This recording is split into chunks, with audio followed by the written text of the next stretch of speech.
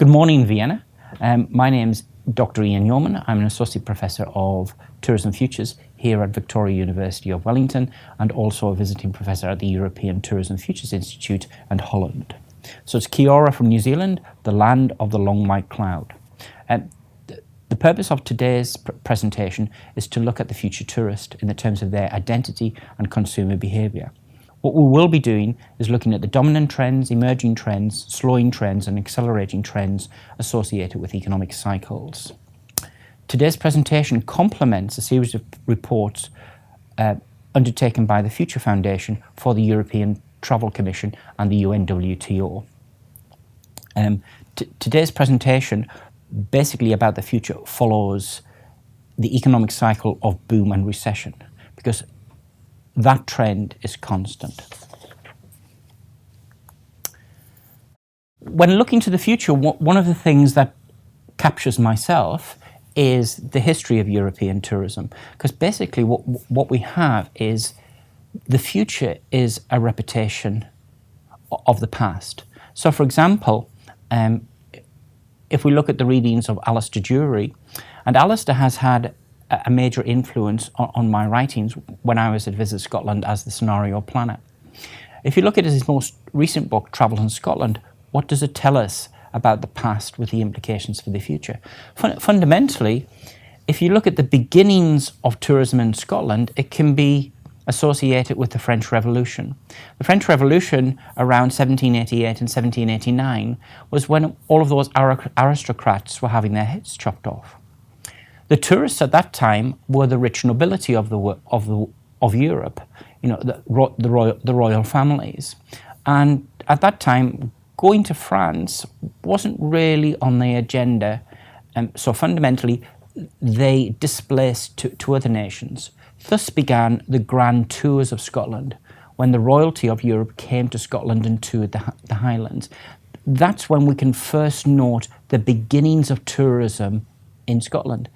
And the implications of that today, the world is full of terrorism and wars, and tourists have a tendency not to go to those destinations. And at the moment, Paris is suffering because of ISIS and those bombings. But Paris is a wonderful city. What will eventually happen, those tourists will soon return.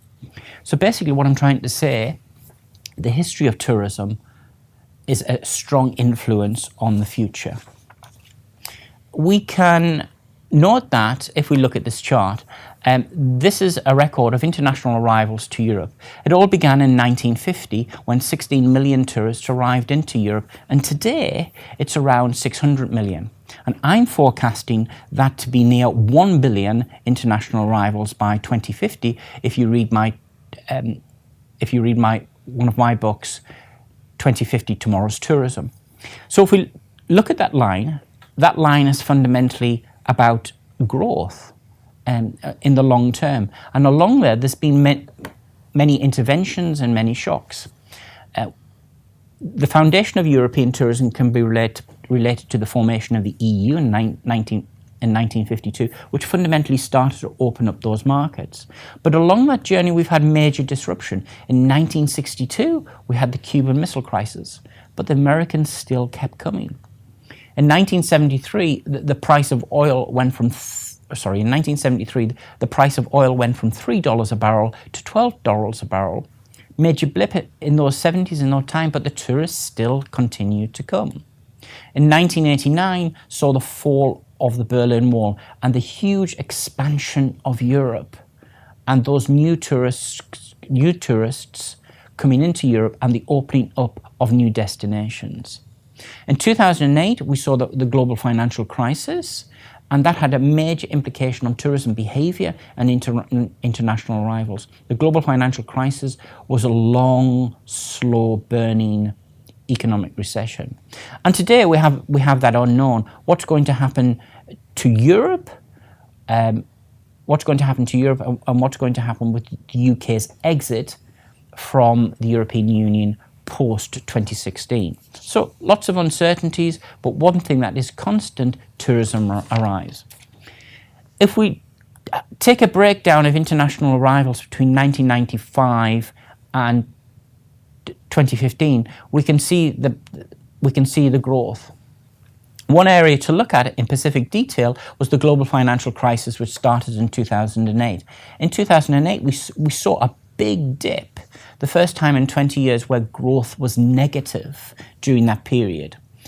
And this had a huge impact upon tourism in Europe, with tourists sort of contracting, losing confidence. And when they lose confidence, their identity changes, their behaviours change, the products that they do changes, which we'll talk about later in the presentation.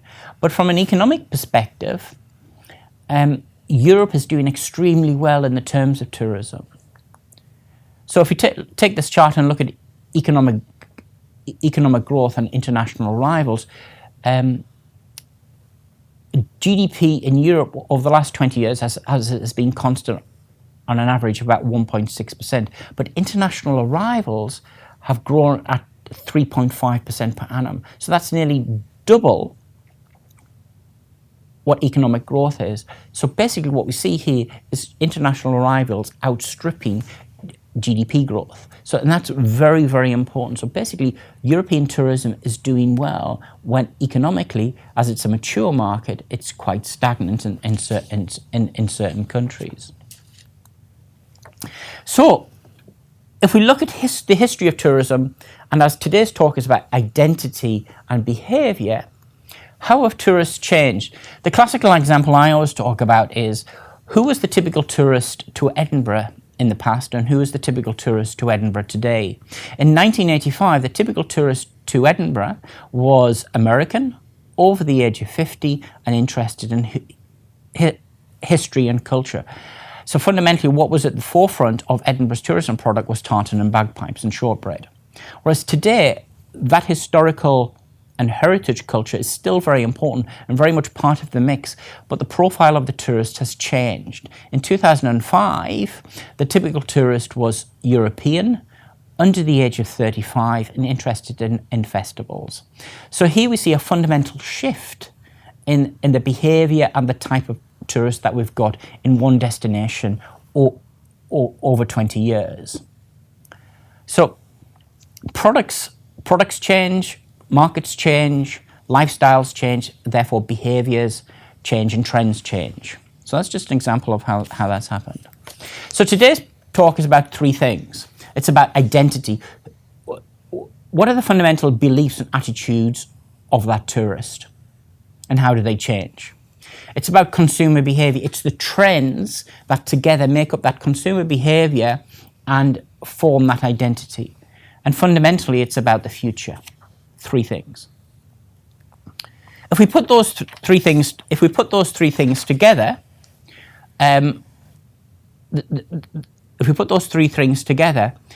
identity is about fluid identity and simple identity, and that's shaped by four major drivers. The first one's about affluence, and affluence is about disposable income. It's about wealth. It's about price elasticity. So it's fundamentally, how do those consumers feel and how much money have they got in the bank? It's about demography, because wealth is distributed differently across different countries and across different age groups. It's about family structures, it's about age, and it's about life expectancy. Other big macro driver is the educated masses. Fundamentally, over the last 50 years, participation in higher education has increased significantly. And as you have increased participation in higher education, those consumers are more demanding, more educated, and they travel further. And they bring that knowledge back with them, and it leads to a more multicultural lifestyle, concern about culture, etc., etc. So that's very important. And the fourth thing is about accessibility. Accessibility is fundamentally about two things. It's about access to the social media and the internet. Basically, today's consumer can find out anything. They can know everything. They've got access to Wikipedia, consumer reviews, etc. And it's also about access to the destination, and that's about transport and connectivity, the rise of the lowest cost carrier. Fundamentally, my presentation is about one core driver. The most important driver that shapes identity is about affluence. Affluence is about wealth, And basically, as the two forms of identity are a fluid identity. Fluid identity are the behaviours and the trends associated with economic growth, and simple identity is the trends and behaviours associated with economic recession. And they form a cycle. And when you have that economic cycle, today and into the future, behaviours changed. It's about confidence, it's about what we do, when we do it, etc., etc. So what I'm going to do today is look at in detail the trends and behaviours in a fluid identity and a simple identity, and how they're changing, how they're different, what trends are more dominant, what trends are more emerging, which ones are slowing down. Fundamentally, right at the core of this presentation is the first concept, which is fluid identity. And this is me on holiday. And this is me traveling around New Zealand, traveling the world, sampling products. Right at the core of fluid identity is the desire for new experiences, but it's about sampling things. It's about it's about gambling in Las Vegas, and at the same time taking an ecotourism holiday in Africa. Basically, I want to sample things. I want to touch things. So if you look at the classical example of cricket, once upon a time, if you wanted to play cricket or observe cricket, you had to take 5 days off work to watch a test match. But who can do that in today's society? What has changed over time is how the game of cricket has evolved and emerged and changed. So cricket, once upon a time, a 5-day match. Then we had 1-day test matches. So you took a day off work. And today we have 2020, which is a game of cricket in a couple of hours. So you've seen the emergence and change of that game, which comes more accessible to the consumer and to the public. They can sample it through 2020. That is the central concept of a fluid identity. We travel the world and sampling tourism experiences. A bit here and a bit there. Okay, so that's what it's all about. So how am I going to shape this presentation? This presentation is fundamentally focused on dominant trends, advancing trends, arrested trends, and slow trends. And I've borrowed this matrix and adapted it from the work of Paul Flatters and Michael Wilmot, who published an article in the Harvard Business Review in 2009. Fundamentally, we're looking at these clusters. These are the trends I'm going to talk about today in detail. Everything from face-to-face to an ageless society, where they are and how they're changing. The first trend is a desire for new experiences. When I first started to do work with the Future Foundation was when I was the scenario planner at Visit Scotland. One of the trends that stuck in my mind was how often the UK consumer changed their hairstyle. Well, the UK consumer changes his or her hairstyle every 18 months. And fundamentally, that's a representation of tourism. We like to try new things. We like to sample things. And here's a photograph of David Beckham and how he has changed his hairstyle and that market. So it's about consumers want change, want something new. And that's very important within this identity and within the future. The second trend I want to talk about is the fluidity of luxury. Once upon a time, luxury was just about materialism. It was about champagne, caviar, and Rolls Royces. Whereas today, it's more than that. Materialism is the old form of luxury. Today, luxury is about 3 concepts, which is about enrichment and experiences, which is I want to learn something new. I want to sample something new. I want to take it something new. And the third concept is time. Time is very precious to today's consumer. The role of the holiday is to get away from the norm.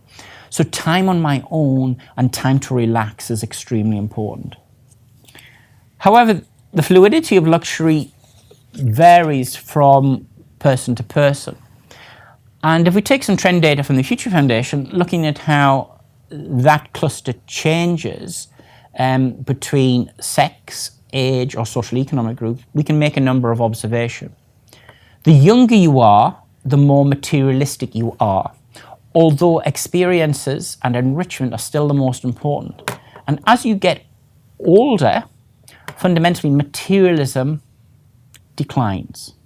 Basically, what we're seeing here is we're moving through Maslow's hierarchy of need, from basic needs of goods we haven't got and trying to consume to self-esteem, heads the rise of experiences and time. So that's an important point to note. Overall, overall men are more materialistic than women, but across both groups, experience in time is dominant. The next trend is mobile living. Fundamentally, in today's society, we've moved from the PC to the mobile, and we're actually moving towards wearable technologies. Everybody has a mobile phone today, it seems, and it's just part of us. It goes with us everywhere, on holiday, to work, and it's in the bedroom. And we do everything on the mobile phone, from shopping to purchasing holidays, to looking for maps, for updating our status. It's part of our personality. And we just recently most recently, you've probably noticed the impact of gaming cultures and what Pokemon tourism is doing for your destination. The number of people that are walking around trying to capture these little furry animals in reality is beyond reality. But one of the fundamental changes is the mobile phone has done something to us. We've got an addiction to it, to a certain extent. We feel lost if we haven't got it with us. And when we have a moment of boredom or a moment of downtime, the first thing we tend to do is get our mobile phone and check something, whether it's at the bus stop or a piece of idle time at work, but we have an instant reaction to use it. And to a certain extent, when we're on holiday, we engage with the mobile phone. We're very inward. We're not looking outwards. To a certain extent, we're not seeing what's around us. So the mobile phone is changing behaviour on how we're doing things, and it's a trend that's becoming very dominant, and it will continue to increase. I think there's a challenge for tourism about how to manage that behaviour and how to get people to look beyond that mobile phone, to see outwards rather than inwards. That's only a personal perspective. The next trend is contested liberalism, and fundamentally, contested liberalism is fundamentally, as society progresses, as people become more richer and more educated, they travel further. They have a more liberal attitude towards others in society. They want to try new things. They're tolerant of other groups. And right at the centre of that in tourism has been festivals. Festivals like Edinburgh festivals take us to the boundaries in terms of what we do. So, for example, a classical example of a successful troupe or act are the Ladyboys of Bangkok. We're very tolerant, we're very acceptant of that sexuality, of what it is. But at the same time, liberalism can be contested. It can also divide society. And the classical example of that is the Brexit and the EU referendum in the United Kingdom, where you saw a split between basically working class labour areas sending out strong signals of voting no, and we want to leave the EU, against other places like London and the southeast, wealthier parts of that country who very strong European. So it sends out mixed messages. Immigration has been an issue in the United Kingdom, as across the rest of Europe. So liberalism is contested, and it varies from social economic group to social economic group, age, country, etc., etc. But liberalism is fundamentally on the rise in terms of going forward, but it is contested. Next trend is culture of immediacy. Basically, with the mobile phone, what has happened is things are becoming faster. Things are becoming a lot more ubiquitous and joined up. So as a consequence, imagine it's the difference between broadband and dial-up. I don't know if you can remember dial-up. When you wanted to go online, you used to have to wait 2 or 3 minutes before it happened. Today, broadband's about culture of immediacy. It's about connection. So basically, our patience for queuing or waiting things has become less tolerant. We expect a ubiquitous, seamless product delivery. We want something instantly. If we don't, we simply move on to the next choice. Along with that is smart choice.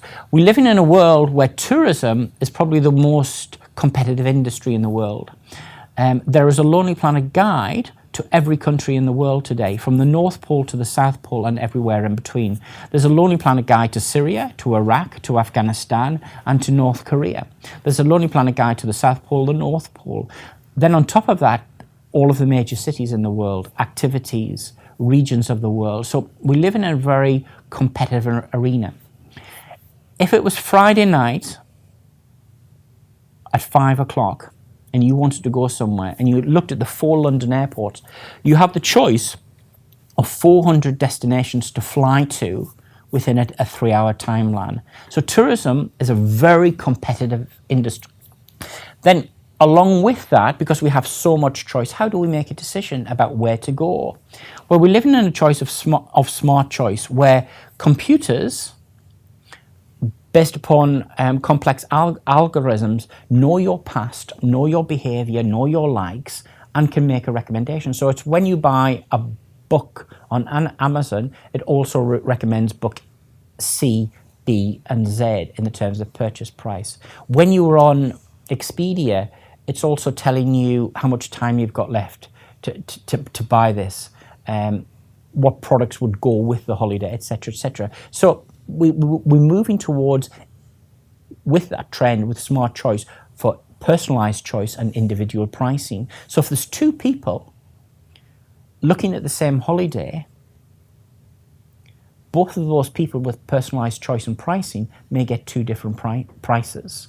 And that's because of big data and the Internet of Things. We know everything about you and what your history is and how much time you've spent on the internet looking at that product, etc. So that's what smart choice is all about.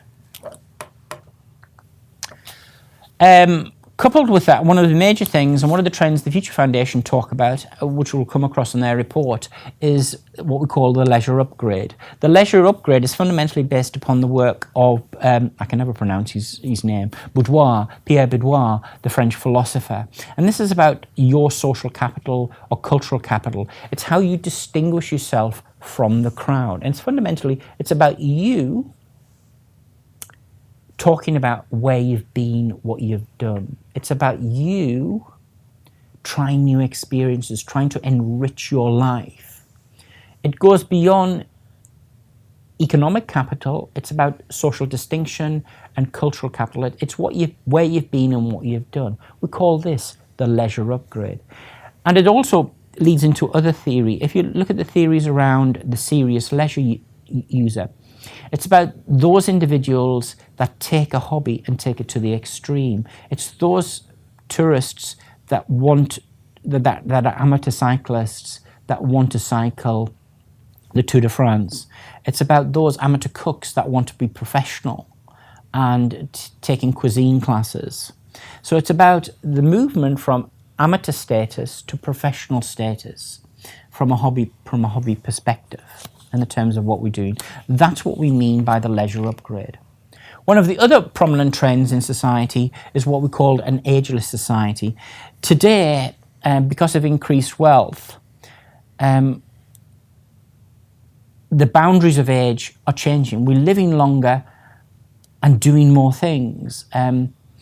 Basically, if we say retirement's at 65, we've got 7 to 8 years of good health and another 5 to 6, then another 7 or 8 years of dodgy health. What we're trying to do is extend those healthy retirement years by doing lots of activities. So it's about granny at the age of 80 going bungee jumping. It's about pushing out boundaries. And age profiles are completely changing, because if you live in the UK today and you're born today, you've got a 1 in 4 chance of living till you're 100. So how far do we go? If you read the work of Ray Kurzweil, he's basically going to say that we're going to live beyond 120 or 130 because of changes in health technologies. We may live forever. Who knows? So what does this all mean? Here's an example of a future product. So imagine hiking in the future, and this is, imagine Granny using one of these.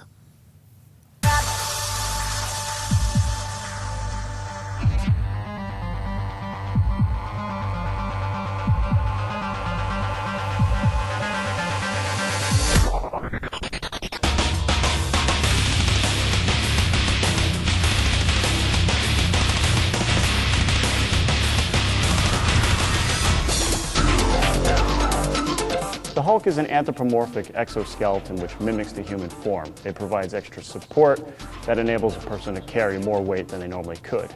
Exoskeleton technologies are considered part of the robotics field. If you want to think about them as wearable robots, that's pretty accurate. They sense what the user wants to do, where the user wants to go, and mimics the motion. We like to call these mantonomous systems. The exoskeleton is primarily composed of titanium components, which are both lightweight and provide the strength needed to carry the load. A microprocessor... Sorry, the exoskeleton suit is probably something that would make the super tramper or the super hiker. It takes me back to the days of the $6 million man. The next trend I'm going to introduce is what we call contested sustainability. If you read the literature, it says, you know, sustainability is on the rise, green consumer habits are on the rise, but actually that's contested. In a fluid identity, it's that drive between, I want to be a better person and treat the environment better, but at the same time, I want to do hedonistic tourism activities. So sustainability is contested. If we look at social practice theory, for example, the tourist may do certain things from a sustainable perspective, but then they switch into other behavior. Then they switch into other behavior. They may do an eco-tourist activity like bird watching or going to see the dolphins or photographing wildlife, but then at the same time going out partying, drinking, partying, retail therapy, very materialistic. So what we have here is contested sustainability. And it's also a reflection of where tourists are. European tourists, who are right at the top of Maslow's hierarchy of needs, want an Eastern lifestyle, whereas Asian tourists, which are at the bottom of Maslow's hierarchy of needs, are more materialistic and want our lifestyle, want our products, so are spending more in the terms of retail. So sustainability is contested. It's going in the right directions. So it's something to watch and something to manage. One of the other things with sustainability is what we've seen is the rise of inconspicuous consumption. Those tourists that are socially aware, those tourists that don't use materialistic goods and brands to flaunt their wealth. They are a little bit more humble, and modesty's the new bling as we see in the picture. So it's a bit of a dilution, not wearing the big brands, being a bit more conservative, and we've seen that through that trend of inconspicuous consumption.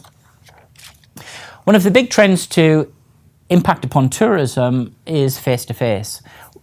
What I mean by face-to-face is that consumers going to the eyesight or the visitor centre less often today. They're using technology more to make decisions and seek advice. So many destinations are struggling with the economic model for visitor centres. We're seeing less footfall to visitor centres year on year, and many destinations are reconfiguring the role of a visitor centre, and many visitor centres are incrementally closing across Europe. So what will the future visitor centre look like if technology is embedded? And this is an example from Santander Bank and their head office and how they use swarm robots.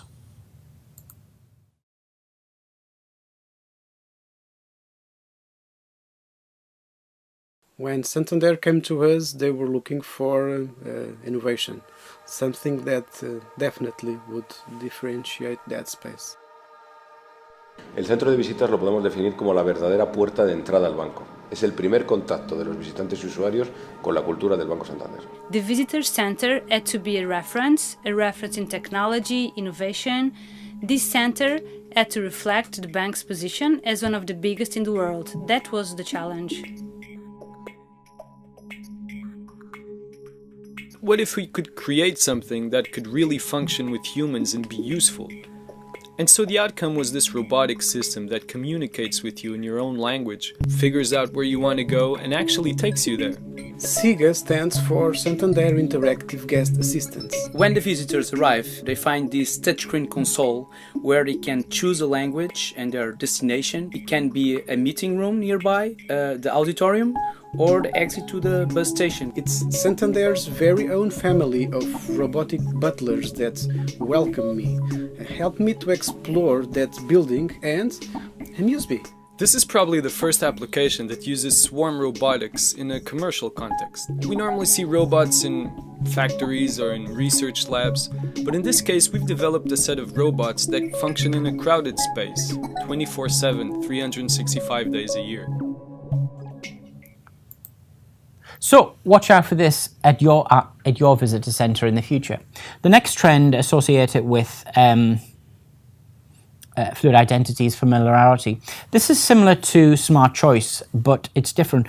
Because that tourist has so much choice now, it becomes a challenge for many mainstream destinations. Basically, destinations have to reinvent themselves or extend their product. They've still got to keep hold of what their core product and culture and identity is. But if you want that tourist to come back, it's about what else can you offer? How can you extend their offering? What can you do that's different? So basically, what we have here for destinations, it's very important in the terms of innovation and new product offering. So that's the end of the talk on fluid identity. The next concept I'm going to talk about is simplicity. Simplicity is fundamentally about when we have an economic slowdown, how do those trends change and what's different from a fluid identity? So here's the starting point. I'm going to show you a short clip about the concept of simple identity in New York. So, and what I'm going to ask you to do is, what trends do you see in here? Pick it up on your way back. Okay. They love that stuff. It's one of our favorite things. Hi, I'm Kim Severson with the New York Times. It's August in Brooklyn. That means it's hot. So I decided to put the family in the car and drive to upstate New York for a little haycation. Doesn't look like Brooklyn. We slogged through New York traffic and finally arrived at Stony Creek Farm. A lot of rocks in here. There are so many rocks. This wasn't just any old stay on a farm. This one was going to cost us about $300 a night. We stayed in special tents imported from Holland. We got fresh air, all the eggs we could eat, and showers that clearly were not going to be stocked with those little bottles of fancy shampoo. Okay. Flush toilet.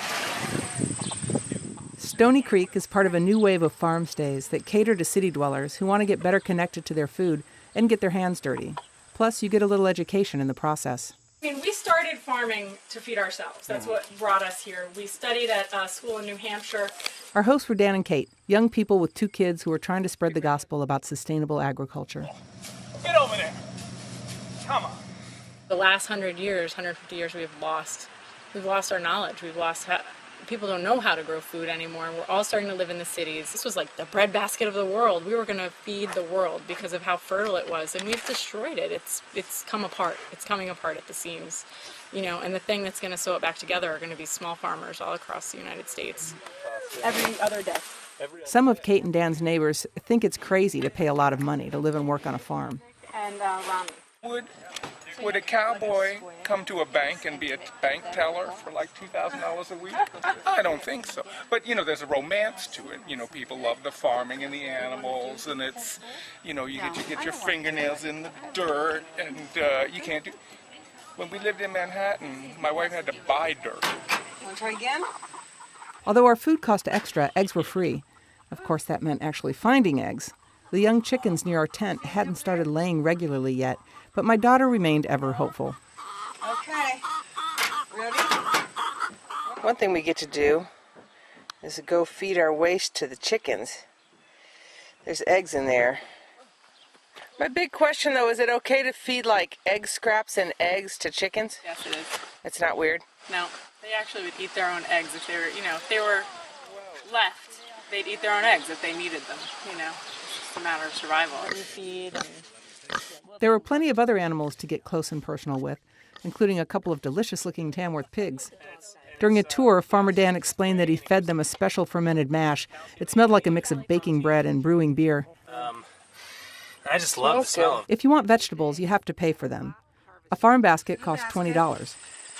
Good job! An hour in the garden with the farmer herself, harvesting your own vegetables and getting a little lecture on the ins and outs of organic farming, costs $35. So, here we go. All right, look at me. I'm farming. Of course, the vegetables are delicious, and I am proud to say I think some of my beets were sold at the local farmer's market. A little garlic, yeah. Part of my farm experience was the opportunity for another $35 to cook over an open fire. I got to forage through the farm store for ingredients and came up with grass-fed beef, some squash, and a little fennel that I thought might make a nice stew. Now, we're going to let the onions cook. The problem was it was 85 degrees out. The prep space had to be improvised, and the heat from the fire combined with the heat from the sun gave new meaning to the phrase Hell's Kitchen. In this hot fire.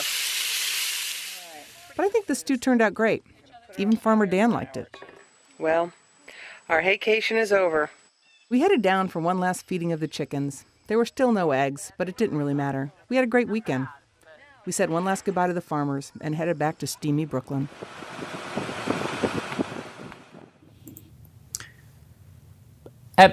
Fundamentally, what trends did you see in there? Well, these are some of the trends that were probably observant, and these are the trends that represent simple identity.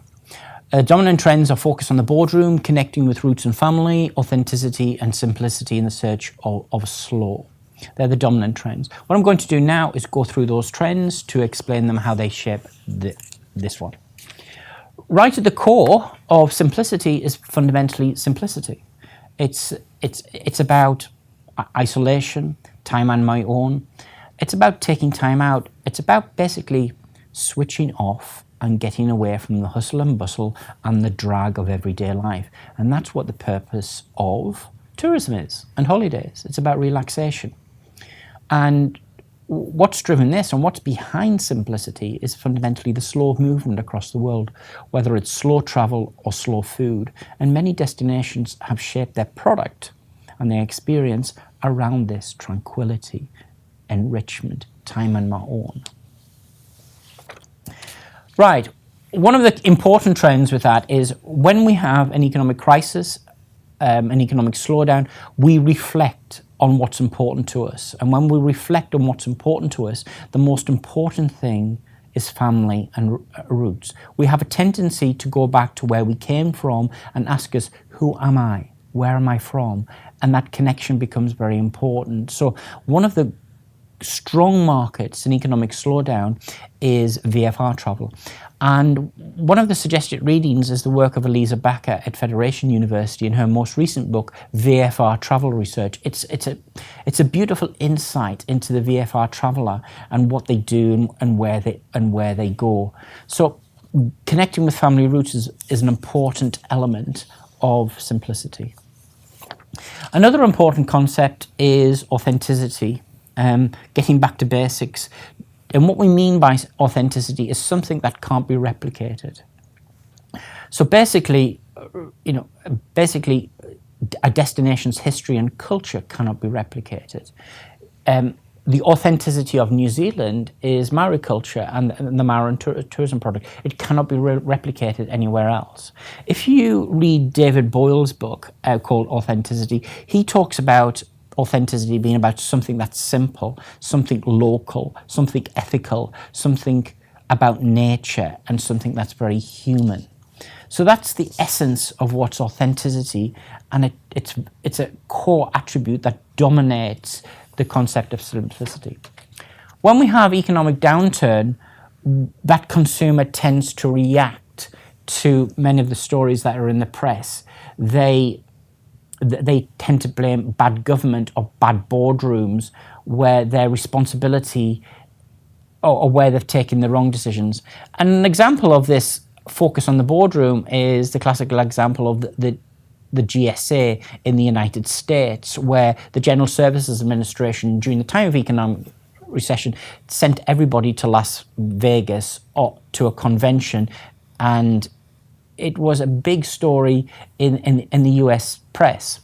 And the Department of Agriculture at the same time said to its employees in a memo, if you want to go to a conference, please go somewhere without the word resort in. Don't go to Vegas, don't go to Hawaii or New York, but Denver or Cleveland are fine, because they're not seen as lavish behaviour. Another trend associated with simplicity is mercurial consumption. Mercurial consumption is very important today. It's fundamentally about that consumers are a lot more price sensitive, so they're searching out for the best deal. They're using price comparative software or search engines to compare holidays. They're using things like Faircast or Price Radar, which are search engines which, for example, tell you don't purchase this holiday now or this flight. Wait 2 or 3 days where you probably get a better deal or a better price. So mercurial consumption is the consumer searching for the best deal, and very important within this identity. One of the trends that features in the Future Foundation reports is the end of adventure. Basically, it's associated with mercurial consumption. This is the consumer searching for the best deal, but from a destination perspective, it's about that tourist wanting to know everything about the holidays, the choices and the product. So from a destination perspective, website content is very important in here. Very, very important. Consumer reviews are very important because they've got less money, they're a lot more price sensitive, and they want information. So they're searching longer before they actually make that booking. One trend that's always dominant in economic downturns is staycations. Consumers, because they're price sensitive, tend to go back to basics, tend to go camping, tend to join the national trusts or good organisations. So we tend to holiday at home, the stay vacation. And that's evident across all markets and all experiences. Again, in this contest, green consumerism is contested. Price becomes more important than being green to certain consumers. It varies from segmentation model. So green consumer can be contested within this model. And this is a photograph I took from Koh Samui, and it says, please keep Koh Samui, the island, very clean, but obviously those tourists didn't. So it's a slow trend. Price is more important in this environment, and that's why there's that rush towards the low-cost carrier. So price is important in the terms of commodity. We see in this trend, because consumers have got less money to spend, materialistic goods and materialistic spending tends to slow down. So retail tourism, retail therapy is an obvious example, and the example I gave here is Dubai.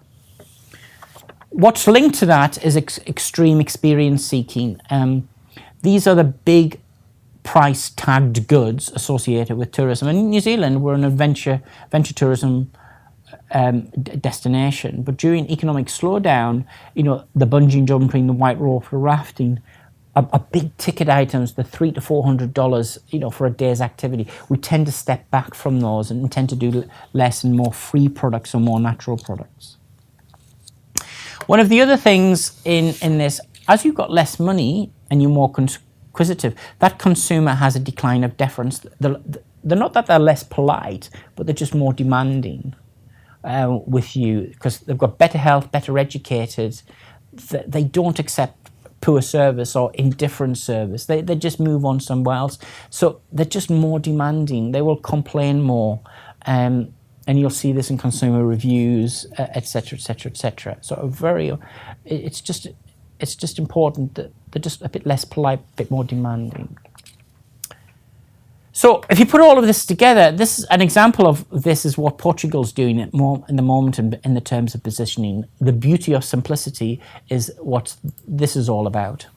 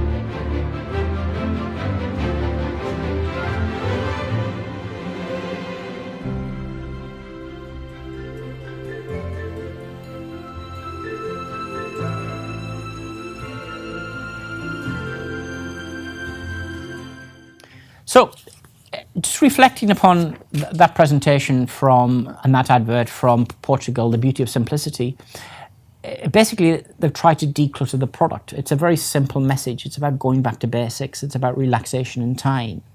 And that's a very strong message in that identity and where it's going. So what I've done is overviewed